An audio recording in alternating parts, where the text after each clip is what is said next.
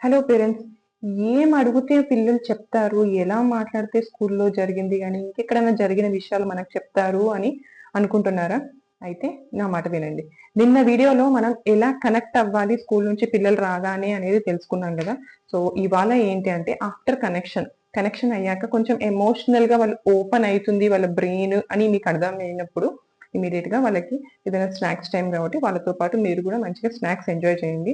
Snacks enjoy చేసిన తర్వాత అప్పుడు వాళ్ళతో టాకింగ్ అనేది స్టార్ట్ చేయాలి. ఎలా మాట్లాడాలనేది నేను చెప్తాను ఇప్పుడు.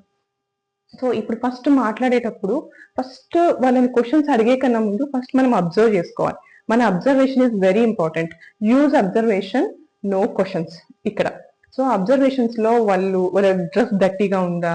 లేకపోతే షూ అంత డస్టీగా ఉందా? టైర్డ్ అయి ఉన్నారా?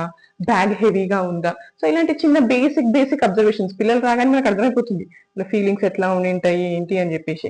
సో, అవి ఒకసారి అబ్జర్వ్ చేయండి. ఆ అబ్జర్వ్ చేసినాక దాని బేసిస్ మీద క్వెషన్స్ అడగొచ్చు. సో నెక్స్ట్ స్కూల్ గురించి ఇంకా ఎక్కువగా తెలుసుకోవాలి, అక్కడ జరిగింది ఏంటి అని మీకు తెలుసుకోవాలి అని అనుకుంటే ఎప్పుడైనా చాయిస్ బేస్డ్ క్వశ్చన్స్ అనేది ఉండాలి. సో నువ్వు ఇవాళ ఇండోర్ లో ఆడుకున్నావా, లేకపోతే బయటకు వెళ్ళి ఆడుకున్నావా, లేకపోతే ఇవాళ మిమ్మల్ని ఏవి రూమ్ కి తీసుకెళ్ళిందా, లేకపోతే బాల్ రూమ్ కి తీసుకెళ్ళిందా, సో ఇవాళ నేను నవ్విచ్చింది ఏ టీచర్ నవ్విచ్చిందా, లేకపోతే మీ ఫ్రెండ్స్ తో జోక్స్ వేసుకుని నవ్వుకున్నావా, ఎవరు బెండకాయ కర్రీ తెచ్చారా ఇవాళ, ఎవరు ఫాస్ట్ గా అయిపోగొట్టారు అని చెప్పేసి. అంటే వాళ్ళకి ఇష్టమైన విధంగా మనం క్వశ్చన్స్ చాయిస్ రూపంలో ఇచ్చామనుకోండి, అప్పుడు వాళ్ళ లిటిల్ బ్రెయిన్ కి కంఫర్ట్ అనిపిస్తుంది. అంటే అంత చిన్న ఏజ్ లో వాళ్ళకు మాటలు ఎలా మాట్లాడాలనే విషయం తెలియదు. సో మనం కొంచెం వాళ్ళకు ఈ విధంగా మాట్లాడు, ఈ చాయిస్ ని సెలెక్ట్ చేసుకో అని చెప్పేసి హెల్ప్ చేసినట్టుగా ఉంటుంది చాయిస్ బేస్డ్ క్వశ్చన్స్ అయితే. సో ఇలా చాయిస్ బేస్డ్ క్వశ్చన్స్ యూజ్ చేయండి. సెకండ్ పాయింట్ ఏంటంటే, ఏదైనా క్వశ్చన్ అడిగినప్పుడు కంటిన్యూగా ఇవాళ తిన్నావా, లేకపోతే ఇవాళ బెండకాయ కర్రీ ఎవరు తెచ్చారు, అరే నువ్వు ఇవాళ ఇండోర్ లో ఆడుకున్నావా అవుట్డోర్ లో ఆడుకున్నావా అంటే కంటిన్యూ క్వశ్చన్స్ అనేవి వేయద్దు. సైలెన్స్ అనేది చాలా ఇంపార్టెంట్. ఒక క్వశ్చన్ అడిగి నువ్వు సైలెంట్ గా ఉన్నావనుకో, ఆ సైలెన్స్ లో వాళ్ళకి కొంచెం ప్రెషర్ తగ్గినట్టు అనిపిస్తుంది. ఇక చిల్డ్రన్స్ బ్రెయిన్ ప్రెషర్ తక్కువ ఉన్నప్పుడు అది చాలా ఫాస్ట్ గా వర్క్ చేస్తుంది. సో వెంటనే 10 క్వశ్చన్లు అడిగే బదులు ఒక క్వశ్చన్ అడిగే ఆగితే వాళ్ళు దానికి రెస్పాండ్ అవుతారు. So silence is very important. ఒకటి choice based, next is silence. ఈ రెండు చాలా ఇంపార్టెంట్ అన్నమాట. తర్వాత కొంతమంది పిల్లలు ఏంటంటే మనం ఇన్నిగానం అడిగినా, ఎంత సైలెంట్ గా ఉన్నా, ఎంత చాయిస్ బేస్డ్ గా ఉన్నా కూడా మాట్లాడరు.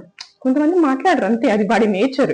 సో అలాంటి పిల్లలకి ఏంటంటే టాయ్స్ వాళ్ళు ఆడుకుంటుంటే మీరు కూడా వెళ్ళి వాళ్ళతో ఆడిపిస్తూ, ఆబ్వియస్ గా చిన్నపిల్లలు మనం ఆడిస్తూ ఉంటాం కదా, సో మీరు కూడా వెళ్ళి ఆడిస్తూ ఉన్న టైంలో, అరే ఈ డాల్ చాలా బాగుంది, ఈ డాల్ ఇవాళ స్కూల్ కి వెళ్ళింది పాప, ఈ డాల్ పాప స్కూల్ కి వెళ్ళింది కదా, స్కూల్లో యాంగ్రీగా ఉందా హ్యాపీగా ఉందా అంటే వాళ్ళకి యాంగ్రీ హ్యాపీ కూడా ఇంకా తెలియదు.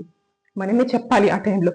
హ్యాంగ్రీ అంటే ఇక్కడ కూర్చోడం, హ్యాపీ అంటే మంచిగా ఫ్రెండ్స్ తో నవ్వుకుంటూ ఉండడం. సో అలా ఉందా ఇలా ఉందా, టీచర్ దగ్గరికి పిలుచుకుందా దా అమ్మా అని ఇలా పిలుచుకుందా పిలుచుకోలేదా అని ఇలాంటి క్వశ్చన్స్ మనం వేస్తూ ఉంటే అప్పుడు వాళ్ళు దానికి రెస్పాండ్ అవుతారు. సో ఇలాంటి క్వశ్చన్స్ అనేది టాయ్ యూజ్ చేస్తూ వేయాల్సి ఉంటుంది అనమాట. సో ఈ విధంగా మీరు క్వశ్చన్స్ వేస్తూ వాళ్ళని అడిగారు అనుకోండి, అప్పుడు వాళ్ళు మాట్లాడతారు. అంతేగాని how was your day, what did you do in the school, ఇవేవి వాళ్ళకి అర్థం కావు. ఎందుకంటే ఇంత ముందుగా చెప్పినట్టుగా వాళ్ళ ఎమోషనల్ బ్రెయిన్ అనేది డెవలప్ అయ్యి ఉంది, కానీ థింకింగ్ బ్రెయిన్ ఇంకా డెవలప్ అవుతూనే ఉంటుంది. సో ఇక్కడ ఇలాంటి క్వశ్చన్స్ వల్ల జరిగేది ఏంటంటే వాళ్ళ బ్రెయిన్ డెవలప్మెంట్ అనేది ఎలా యూజ్ అవుతుందో చెప్తాను చూడండి. ఫస్ట్ ఆఫ్ ఆల్ మనం క్వశ్చన్ అడిగిన వెంటనే వాళ్ళు బ్యాక్ వెళ్ళిపోతారు, స్కూల్లో ఒక్కసారి గుర్తు తెచ్చుకుంటారు, ఆ ఫీలింగ్కి వెళ్ళిపోతారు. ఆ ఫీలింగ్కి వెళ్ళిపోయిన తర్వాత అక్కడి నుంచి వాళ్ళకు మాటలు వస్తాయి. సో లాంగ్వేజ్ ఒకటి డెవలప్ అవుతుంది. ఆల్రెడీ మనం క్వశ్చన్ లో కొంచెం చిన్న వర్డ్స్ యూజ్ చేసి ఉంటాం కాబట్టి లాంగ్వేజ్ డెవలప్ అవుతుంది.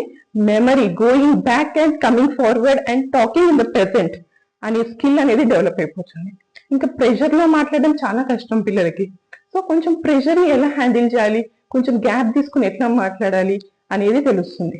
సో ఈ విధంగా మీ పిల్లలతో స్కూల్లో జరిగిన విషయాలు ఏంటో తెలుసుకోండి. సో నెక్స్ట్ వీడియోలో మెమరీ గురించి మాట్లాడుకుందాం. ఇంప్లిసిట్ మెమరీ, ఎక్స్ప్లిసిట్ మెమరీ అని చెప్పేసి ఉంటుంది. సో ఈ టాపిక్ మీద మీకు ఇంట్రెస్ట్ కనిపిస్తే కామెంట్ చేయండి. Please follow and comment here. Thank you.